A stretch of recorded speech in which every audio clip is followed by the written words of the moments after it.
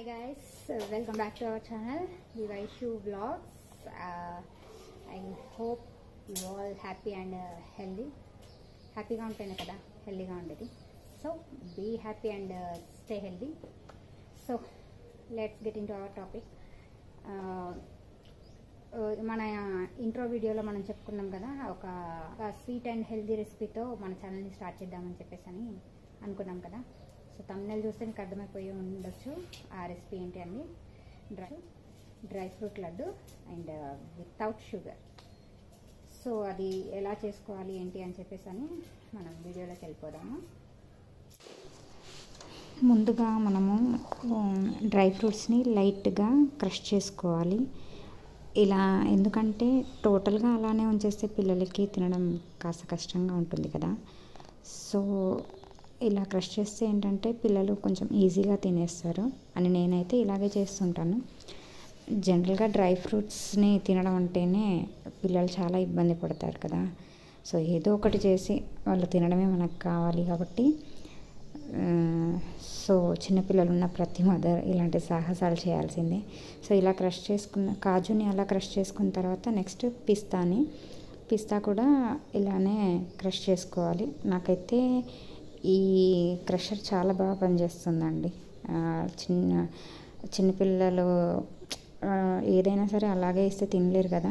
So నేను vegetables అయినా సరే సమ్టైమ్స్ క్యారెట్ లాంటివి కర్రీ వండినప్పుడు తినలేరు అనమాట పిల్లలు ఈజీగా. సో ఇలా క్రష్ చేసేసి ఇస్తుంటాను. నెక్స్ట్ పిస్తా అయిపోయాక బాదం కూడా అలానే క్రష్ చేసుకోవాలి.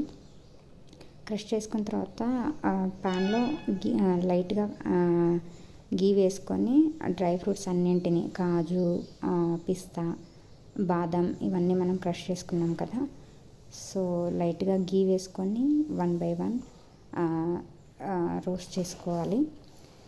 యాక్చువల్గా ఈ వీడియోకి నేను వాయిస్ ఇస్తూనే వీడియో చేశాను, బట్ నా పిల్లలు చేసిన అల్లరికి వీడియో చూస్తే ఫుల్ డిస్టర్బెన్స్గా ఉంది.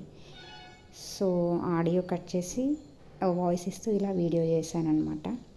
ఇది నా ఫస్ట్ వీడియో. నాకు అర్థమవుతుంది ఈ వీడియో అంత క్లారిటీగా లేదు అనేసి, బట్ నాకు ఈ వీడియోస్ కానీ ఎడిటింగ్స్ కానీ వీటిపైన అంత నాలెడ్జ్ లేదనమాట.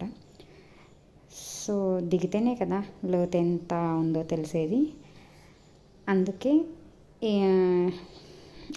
ఎలా వచ్చినా పర్లేదు అని ట్రై చేస్తేనే కదా నాలెడ్జ్ ఇంప్రూవ్ అయ్యేది అనేసి అనుకొని అప్లోడ్ చేశాను. సో ఎలా ఉన్నా అడ్జస్ట్ అవుతారని అనుకుంటున్నాను. ఇలా 1 by 1 కాజు అయిపోయినాక బాదం అయిపోయినాక నెక్స్ట్ కాజు అయిపోయినాక ఇలా పిస్తాని కూడా 1 by 1 రోస్ట్ చేసేసుకుంటూ పక్కన పెట్టేసుకోవాలి.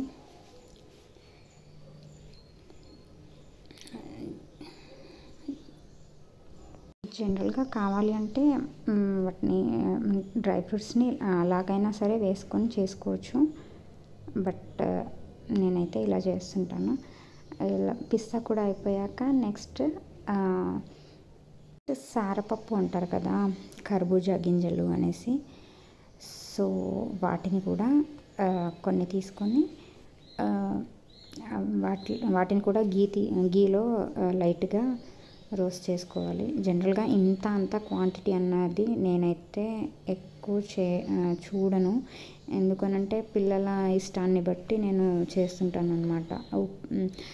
స్వీట్ అయినా సరే ఏదైనా సరే అలాగే చేస్తుంటాను. కారం అయినా ఉప్పు అయినా ఏదైనా పిల్లల ఇష్టాన్ని బట్టి చేస్తుంటాను. సో ఇందులోనే గసగసాలు కూడా వేయింపుకోవాలన్నమాట. పిల్లలు గసగసాలని కొంచెం ఇష్టంగా, అంటే నేను చెప్పేదాన్ని అనమాట, చిట్పట్ అని చెప్పేసి అని ఏదో చేస్తూ ఉండేదాన్ని. సో అవి వేస్తే ఇంట్రెస్ట్గానే ఉంటారు పిల్లలు. సో అవి కూడా వేంపేసుకొని అన్నింటిని కలిపి పక్కన పెట్టేసుకోవాలి. నెక్స్ట్ ఇవి సీడ్లెస్ డేట్స్. వీటిని ఫస్ట్ అలాగే వేంపుకోకుండా కాస్త మిక్సీ పట్టుకొని వాటిని కూడా నెయ్యి వేసి వేంపుకోవాలి. అలా వేంపుకుంటే ఏంటంటే కొంచెం ఎక్కువ రోజులు నిల్వ ఉంటుంది. మళ్ళీ ప్లస్ అలా స్టిక్కీగా ఉండదన్నమాట. జనరల్గా డేట్స్ కానీ ఇలాంటి హెల్దీ ఫుడ్ ఏదైనా సరే పిల్లలు జంక్ ఫుడ్ తిన్నంత ఇష్టంగానైతే ఇలాంటి హెల్దీ ఫుడ్ తినరు కదా. సో ఇలా చేయడం ఇలా చేయడం వల్ల ఏంటంటే అంత స్టిక్కీగా ఉండదు. మనకు నెయ్యిలో ఇవన్నీ వేంపుకోవడం వల్ల మనం లడ్డు చుట్టే ఎప్పుడైనా సరే కొంచెం ఈజీగా ఉంటుందన్నమాట. అండ్ దీన్ని కూడా ఇలా నెయ్యిలో మంచిగా రోస్ట్ చేసేసుకొని స్టవ్ ఆఫ్ చేసేసుకోవాలి. నెక్స్ట్ మనం ముందుగా క్రష్ చేసి వేంపుకున్న డ్రై ఫ్రూట్స్ అన్నీ ఉన్నాయి కదా, అవన్నింటినీ కూడా ఇందులో కలిపేసుకోవాలన్నమాట. మనం డేట్స్ వేపుకున్న దాంట్లోనే కలిపేసుకొని కాసేపు పక్కన పెట్టేసుకుంటే ఏంటంటే కాస్త గోరువెచ్చగా అవుతుంది. గోరువెచ్చగా అయినాక అప్పుడు మనం లడ్డూని ప్రిపేర్ చేసుకోవాలి. అంత వేడిగా అంటే మనం పట్టుకోలేం కదా. సో ఇప్పుడు చూడండి ఇలా కాస్త గోరువెచ్చగా అయిపోయింది.